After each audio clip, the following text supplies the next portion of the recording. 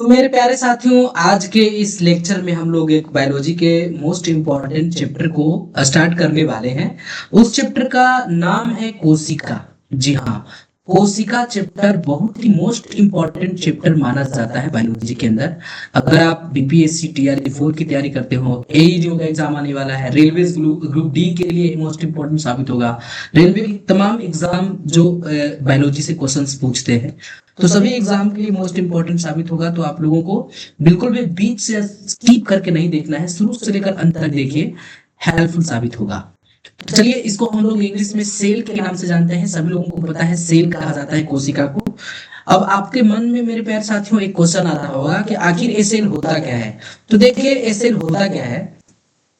Cell जो होता है ना मेरे प्यारे साथियों, इसको हम इसी में ऐड ऑन कर देते हैं। तो देखिए, सेल को हम लोग ना सबसे छोटी इकाई कहते हैं। शरीर की सबसे कोशिका मतलब जो होती है वो शरीर की सबसे छोटी इकाई होती है, यानी यूनिट होती है। तो इसको हम कह सकते हैं कि सबसे छोटी इकाई है। जी हाँ, तो सेल क्या है? सबसे छोटी इकाई है। तो यहाँ से ध्यान रखिएगा, सबसे छोटी इकाई है। इसको और हम क्या कह सकते हैं? तो इसको मेरे प्यारे साथियों और भी नाम दे सकते हैं, जैसे एक संरचनात्मक इकाई है, स्ट्रक्चरल रूप है, एक यूनिट है। तो संरचनात्मक है, इसको याद रखिएगा।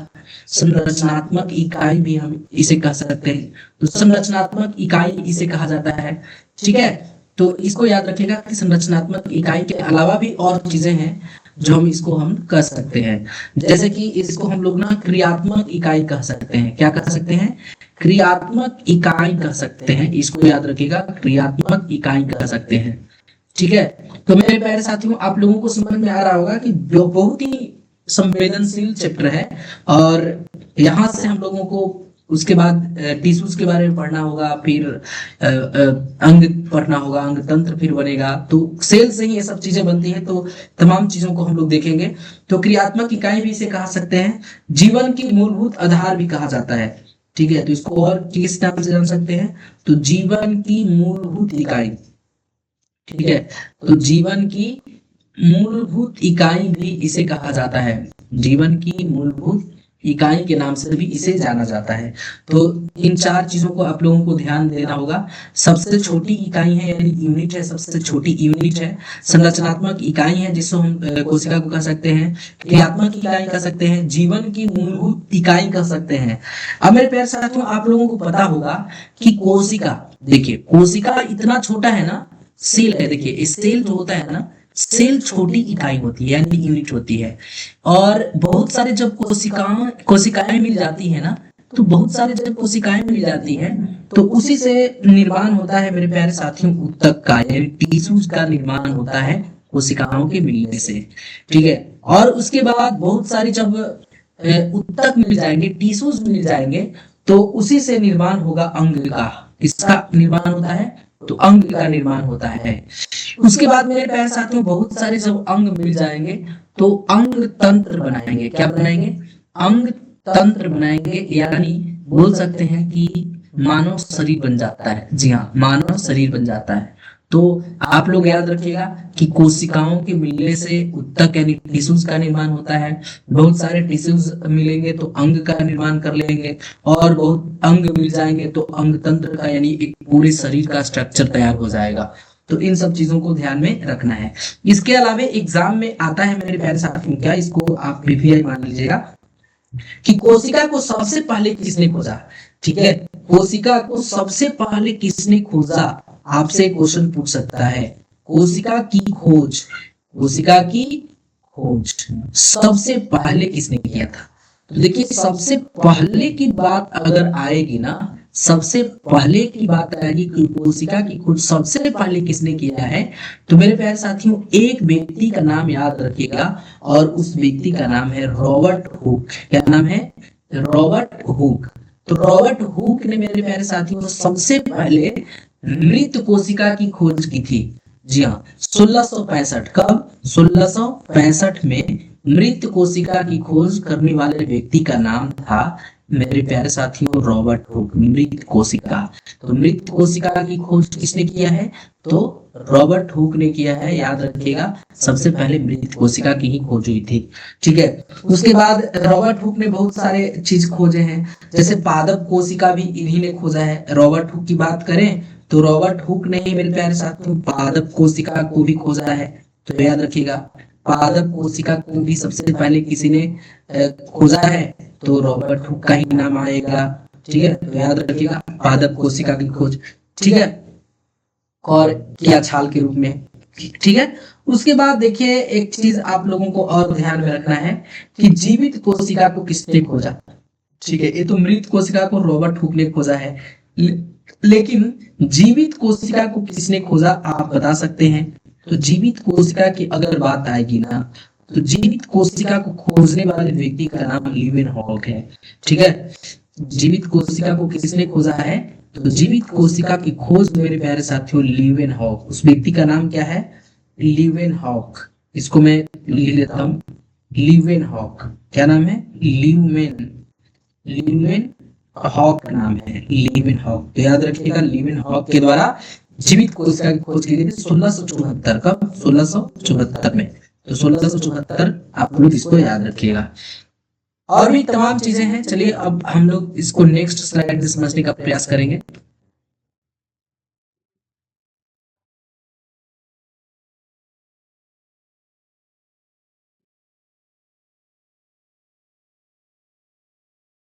अब उसके बाद मेरे प्यारे साथियों आप लोगों को पता चल गया कि जीवित कोशिका को किसने खोजा, तो लीवेनहॉक ने खोजा है। उसके बाद आपको पता होगा कि लीवेनहॉक जो व्यक्ति है ना, लीवेनहॉक जो व्यक्ति है, ल्यूमेनहॉक, तो लीवेनहॉक ने भी बहुत सारे चीजों को खोजा है। देखिए जैसे कि आपको ना प्रोटोजोआ की अगर बात की जाए, ठीक है, प्रोटोजोआ की बात, तो प्रोटोजोआ को भी किसने खोजा है? तो प्रोटोजोआ को भी मेरे प्यारे साथियों लीवेनहॉक ने खोजा है। उसके बाद अगर आपसे पूछेगा कि भैया बताइए कि शुक्राणु की खोज किसने किया है, ठीक है, तो शुक्राणु की खोज भी मेरे प्यारे साथियों लीवेनहॉक ही किया है, शुक्राणु की खोज। ठीक है, तो थोड़ा सा मैं इसको और इरेज करके साथ लिखता हूँ। शुक्राणु की खोज किसने किया है? तो लीवेनहॉक के द्वारा ही किया गया है। ठीक है, और आपको पता होना चाहिए मेल जो स्पर्म होते हैं उसको खोजा था मेल वाले, किसने? मेल शुक्राणु होता है मेल। ठीक है, मेल स्पर्म होता है। अब मैं आप लोगों को एक चीज और बताना चाहूंगा कि स्टडी ऑफ सेल क्या कहलाता है, यानी कोशिका का अध्ययन क्या कहलाता है। यहां से क्वेश्चन आते हैं, तो कोशिका का अध्ययन क्या कहलाता है, जरा आप लोग बताइएगा, कोशिका का अध्ययन क्या कहलाता है। तो मेरे प्यारे साथियों मैं आप लोगों से पूछना चाहूंगा कोशिका का अध्ययन क्या कहलाता है? तो कोशिका का अध्ययन कहलाता है साइटोलॉजी। क्या कहलाता है? साइटोलॉजी। साइटोलॉजी कहलाता है, याद रखिएगा साइटोलॉजी कहलाता है। ठीक है, तो याद रखिएगा साइटोलॉजी कहलाता है कोशिका का अध्ययन, यानी स्टडी ऑफ सेल साइटोलॉजी कहलाता है। उसके बाद अगर आपसे पूछेगा कि फादर ऑफ साइटोलॉजी किसे कहा जाता है, ठीक है, तो फादर ऑफ साइटोलॉजी किसे कहा जाता है? तो फादर ऑफ साइटोलॉजी को रॉबर्ट हुक को कहा जाता है। ठीक है, फादर ऑफ साइटोलॉजी किससे कहा जाता है? तो father of cytology Robert Hooke को कहा जाता है। ठीक है, रॉबर्ट हुक को कहा जाता है। ठीक है, रॉबर्ट हुक का नाम याद रखिएगा, फादर ऑफ साइटोलॉजी। एक क्वेश्चन बनता है मेरे प्यारे साथियों, फादर ऑफ इंडियन साइटोलॉजी। ठीक है, क्या क्वेश्चन बनेगा? फादर ऑफ इंडियन साइटोलॉजी बताइए। तो फादर ऑफ इंडियन साइटोलॉजी किसे कहा जाता है? तो अरुण कुमार शर्मा, याद रखिएगा, अरुण कुमार शर्मा। जी हाँ, अरुण कुमार शर्मा का नाम याद रखिएगा। ठीक है, अरुण कुमार शर्मा का नाम याद रखिएगा। ठीक है, अब मैं आप लोगों से एक क्वेश्चन पूछूंगा जो तमाम क्वेश्चन पूछे जाते हैं कि सबसे लार्ज जो होता है ना, लार्ज सबसे बड़ी कोशिका, तो सबसे बड़ी कोशिका की बात आ जाएगी, सबसे बड़ी कोशिका, तो बताइए सबसे बड़ी कोशिका जो होता है वो किसका होता है? सबसे बड़ी कोशिका, तो देखिए सबसे बड़ी कोशिका जो होगा शुतुरमुर्ग का अंडा का होगा। क्या होगा? शुतुरमुर्ग के अंडा। ठीक है, शुतुरमुर्ग के अंडा का होगा, इसको याद रखिएगा सबसे लार्ज। अब सबसे छोटी किसका होता है? तो सबसे छोटी माइकोप्लाज्मा का होता है, जिसको पीपीओ कहते हैं। सबसे छोटी कोशिका तो सबसे छोटी कोशिका होता है माइकोप्लाज्मा। इसका होता है माइकोप्लाज्मा, माइकोप्लाज्मा का, या कहीं कहीं देता है पिपीलो का। क्या? पिपीलो का, याद रखिएगा, माइकोप्लाज्मा या पिपीलो का देता है। अब इसके आगे की क्वेश्चन को हम लोग नेक्स्ट स्लाइड में देखते हैं। तो देखिए, आप लोगों को बहुत सारे चीजों को पढ़ना है इसमें।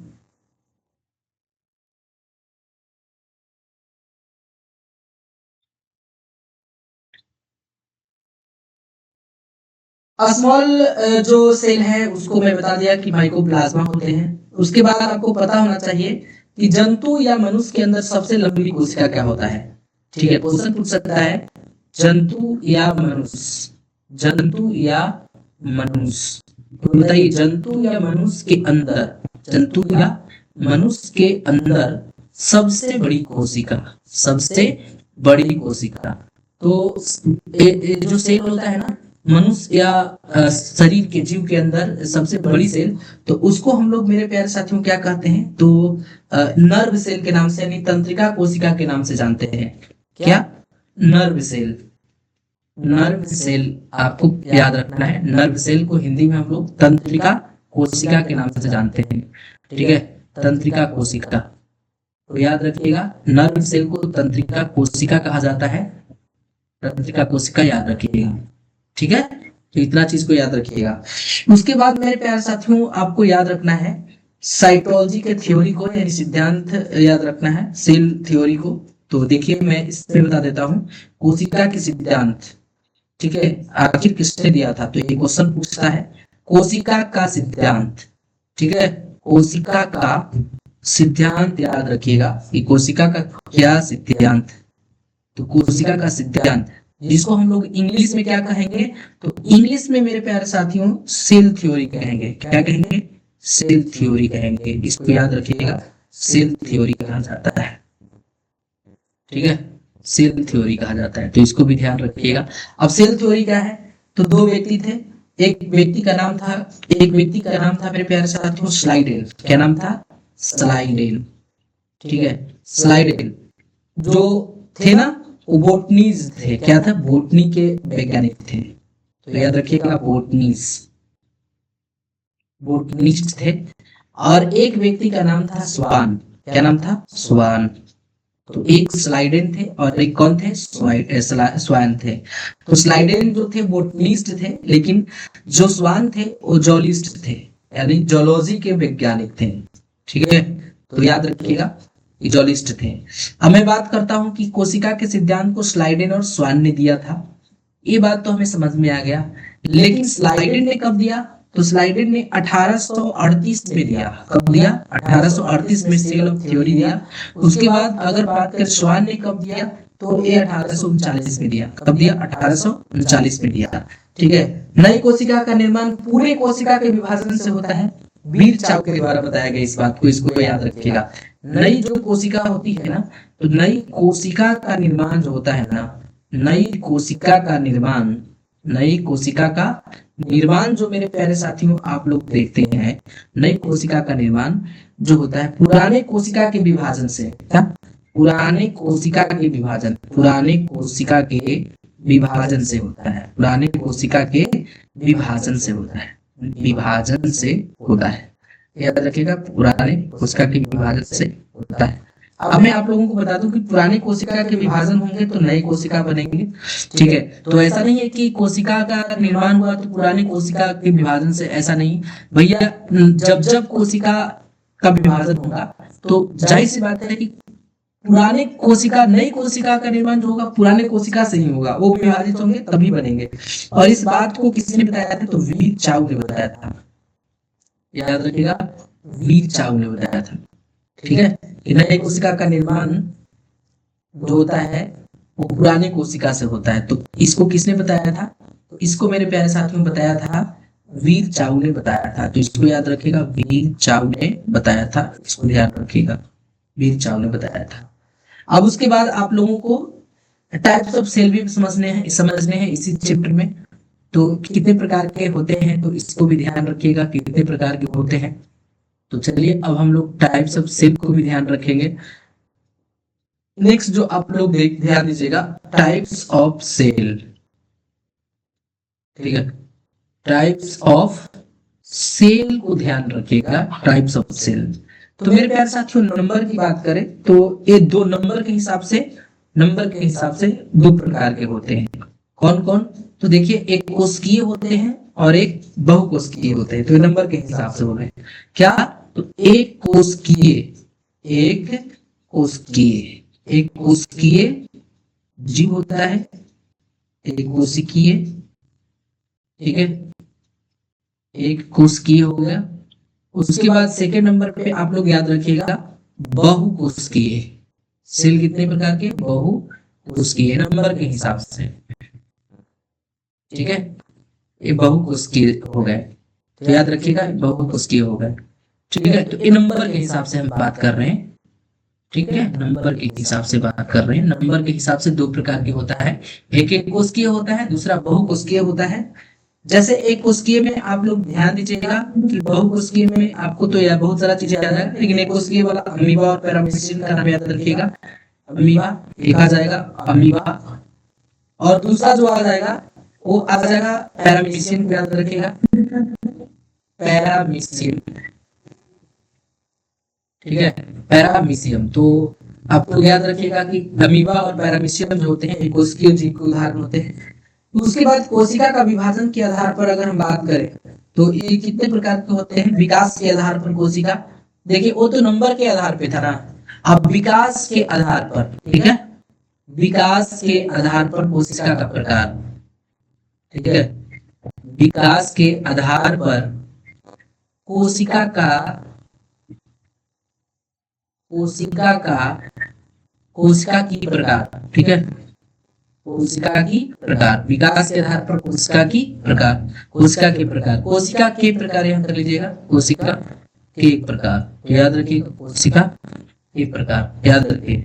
अब मेरे प्यारे साथियों, दो प्रकार के होंगे। ठीक है, विकास के आधार पर कितने प्रकार के होंगे? दो प्रकार के होंगे। विकास के आधार पे दो प्रकार के होंगे, विकास के आधार पे दो प्रकार के होंगे। एक कौन होगा? तो एक आपको याद रखना है, प्रोकैरियोटिक कोशिका। क्या? प्रोकैरियोटिक,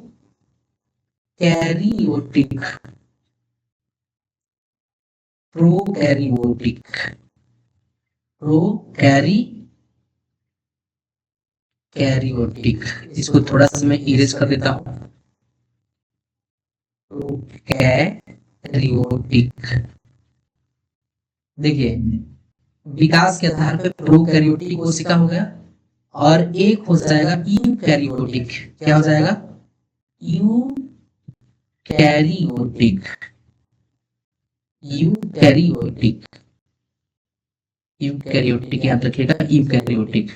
ठीक है, अब इसमें बहुत सारा चीजें होती हैं। जैसे प्रोकैरियोटिक जो कोशिका होगा ना, तो प्रोकैरियोटिक में डीएनए गोलाकार होता है। इसमें डीएनए कैसा होगा? तो डाइऑक्सी न्यूक्लिक एसिड जो होगा ना, वो गोलाकार होगा। कैसा होगा? गोलाकार होगा, इसको ध्यान रखिएगा, ये गोलाकार होगा। और इसमें जो डीएनए होगा लीनियर होगा। इसमें डीएनए कैसा होगा? इसको मैं दो भागों में बांट देता हूँ, डिवाइड कर देता हूँ। ठीक है, तो डीएनए इसमें कैसा होगा? तो डीएनए में इसका होगा लीनियर। कैसा होगा? लीनियर होगा, याद रखिएगा, यूकैरियोटिक में लीनियर होगा। उसके बाद केंद्रक झिल्ली उपस्थित होता है दोनों में। ठीक है, उसके बाद इसमें जो होते हैं ना, इसमें प्रोकैरियोटिक में इसमें राइबोसोम होते हैं, 70S राइबोसोम होते हैं। कितने? 70S राइबोसोम होता है। ठीक है, याद रखिएगा 70S राइबोसोम होता है। ठीक है, और इसमें बड़ी है तो 80S होता है राइबोसोम। ठीक है, इसमें 80S होता है राइबोसोम। ठीक है, ये बड़ी होती है और ये छोटी होती है। ठीक है, याद रखिएगा, ये छोटी होती है, ये बड़ी होती है। ठीक है, माइटोकॉन्ड्रिया दोनों में होते हैं। ठीक है, इसमें एक कोशिकीय जीव आते हैं। प्रोकैरियोटिक में क्या आएंगे? सिंगल एक कोशिकीय जीव आएंगे। ठीक है, एक कोशिकीय जीव इसमें आ जाएंगे, और इसमें आ जाएंगे बहुकोशिकीय। ठीक है, बहुकोशिकीय आ जाएंगे। तो इतना चीज आप लोगों को ध्यान में रखना है। ठीक है, तो एक बार ओवरऑल आप लोग देख लीजिएगा, कोशिका के आधार पे कोशिका को दो भागों में बांटा गया है। एक आपका प्रोकैरियोटिक, क्या प्रोकैरियोटिक, इसको मैं और भी अच्छा से अंडरलाइन कर देता हूँ। प्रोकैरियोटिक क्या नाम है जी, प्रोकैरियोटिक। तो एक प्रोकैरियोटिक हो गया और एक हो गया यूकैरियोटिक, याद रखिएगा यूकैरियोटिक, ठीक है यूकैरियोटिक। उसके बाद इसमें आपको याद रखना है कि ये छोटी होती है, कैसी होती है, छोटी होती है, जिसमें 70S राइबोसोम पाए जाते हैं। प्रोकैरियोटिक में 70S, जबकि ये जो होती है ना यूकैरियोटिक एक बड़ी होती है और इसमें 80S राइबोसोम पाया जाता है, याद रखिएगा। जो प्रोकैरियोटिक होती है उसके डीएनए जो होता है डाइऑक्सी न्यूक्लिक एसिड वो गोलाकार होते हैं, जबकि डीएनए इसमें जो होता है यूकैरियोटिक में वो लीनियर टाइप का होता है, तो याद रखिएगा लीनियर होता है, ठीक है। और नंबर के आधार पे बात करें तो नंबर के आधार पे मैंने कितने प्रकार के बताया, 2 प्रकार के बताया। एक आपका कौन सा, तो एक आपका एक कोशिकीय था और दूसरा आपका कौन था, दूसरा आपका बहुकोशिकीय था, ठीक है बहुकोशिकीय था, जिसमें कोशिकीय में अमीबा वगैरह आ जाएंगे, ठीक है, और पैरामीशियम वगैरह आ जाएंगे। लेकिन वहीं पे बहुकोशिकीय की बात करें तो इसका एग्जांपल आप हमें बता दीजिएगा, बहुत सारा एग्जांपल इसके हो जाएंगे। तो मेरे प्यारे साथियों ये थे आज के फर्स्ट क्लास जो कि सेल से हमने टॉपिक को डिस्कस किया है। आगे के आने वाली क्लास में भी हम लोग सेल से बहुत सारे क्वेश्चन, उसके बाद टिश्यूज को देखेंगे। हम लोग बिल्कुल इसका नोट्स भी आप लोगों को प्रोवाइड कराया जाएगा। तो अगर आप लोग चैनल पे नए हैं तो प्लीज चैनल को सब्सक्राइब करके बेल आइकन को प्रेस कर लीजिएगा, ताकि जब भी मैं कोई नए वीडियो को अपलोड करूं उसका नोटिफिकेशन सबसे पहले आप तक पहुंचे। तो चलिए आज के लिए बस इतना ही, मिलते हैं हम लोग नेक्स्ट वीडियो में, तब तक के लिए टेक केयर।